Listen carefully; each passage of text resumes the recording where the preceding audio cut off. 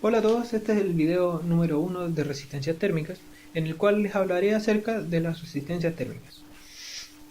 ¿Qué son las resistencias térmicas? Se preguntarán. Bueno, una resistencia térmica representa la capacidad de un material para oponerse al flujo de calor. En el caso de materiales homogéneos es la razón entre el espesor y la conductividad térmica del material, y en materiales no homogéneos la resistencia es el inverso de la conductancia térmica. Además de esto, es posible utilizar la analogía entre flujo de calor, diferencia de temperatura y resistencia térmica con la ley de Ohm. ¿De qué forma? Bueno, en la ley de Ohm sabemos que la intensidad es igual a la diferencia de voltaje partido de la resistencia. Y para el calor tenemos que el flujo de calor es igual a la diferencia de temperatura partido de la resistencia térmica. Es decir, que la diferencia de temperatura es el potencial impulsor del flujo de calor, tal como lo hace la variación de voltaje con la corriente, la diferencia de voltaje con la corriente. Entonces, la resistencia térmica puede considerarse análoga a la resistencia eléctrica. Además, así como en las resistencias eléctricas existe una resistencia equivalente cuando éstas están en serie o en paralelo, lo mismo ocurre con las resistencias térmicas cuando hay varios materiales unidos en serie o en paralelo. Ahora, para las distintas formas de transferencia de calor, ya sea convección, radiación o conducción, hay distintas expresiones para la resistencia térmica. Comenzando con la conducción, que es el traspaso de calor o el flujo de calor dentro de un cuerpo. Analizando los cuerpos de composición plana o donde el flujo de calor se comporta de manera planar o unidimensionalmente, vemos que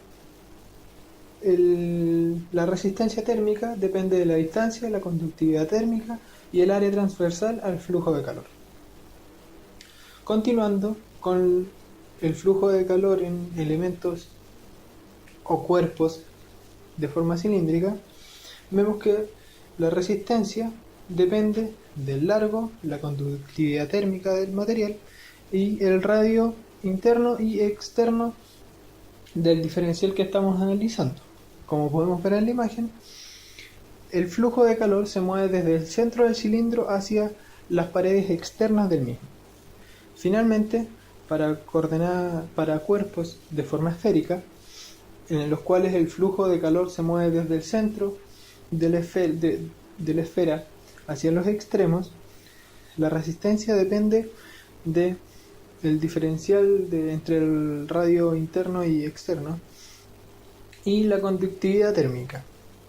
Como podemos ver aquí en la conducción, debido a que el factor de conductividad térmica se encuentra dividiendo en cada una de las diferentes coordenadas, ya sea coordenadas cartesianas, cilíndricas o esféricas, podemos sacar como conclusión que a medida que la conductividad aumenta, tiende a infinito, la resistencia tiende a cero, lo que es muy coherente debido a que mejorando la conductividad térmica de un material disminuye la resistencia del mismo al flujo de calor. Continuando ahora con la convección, la conductividad térmica depende del coeficiente de transferencia de calor por convección y el área de la superficie. También la resistencia térmica tiende a cero cuando el coeficiente de transferencia de calor por convección tiende a infinito. De la misma manera, en la radiación, la conductividad térmica depende del coeficiente de transferencia de calor por radiación y del área de la superficie a la cual se le está transfiriendo calor. Al igual que en las otras, en las demás formas de transferencia de calor entre cuerpos, en la radiación la resistencia térmica tiende a cero cuando el coeficiente de transferencia de calor tiende a infinito.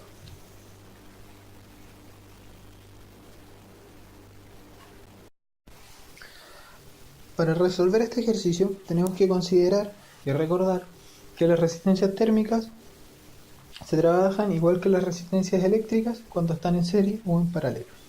En este caso, viendo la imagen del ejercicio, las resistencias se encuentran en serie. Por lo tanto, la resistencia equivalente es la suma de las resistencias térmicas anteriores.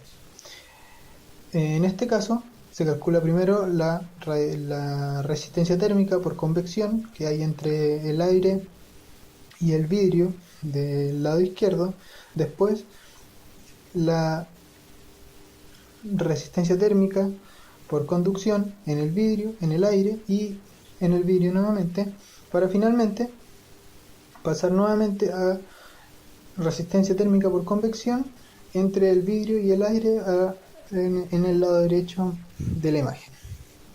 Una vez hecho esto, se suman las resistencias, se obtiene la resistencia total y se calcula el flujo de calor de la forma que ya comentábamos al principio de este video.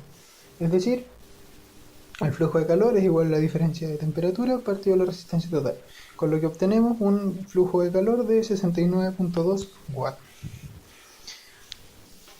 Bueno amigos, eso sería todo. Espero les haya gustado el video. Nos vemos en una próxima oportunidad. Muchas gracias.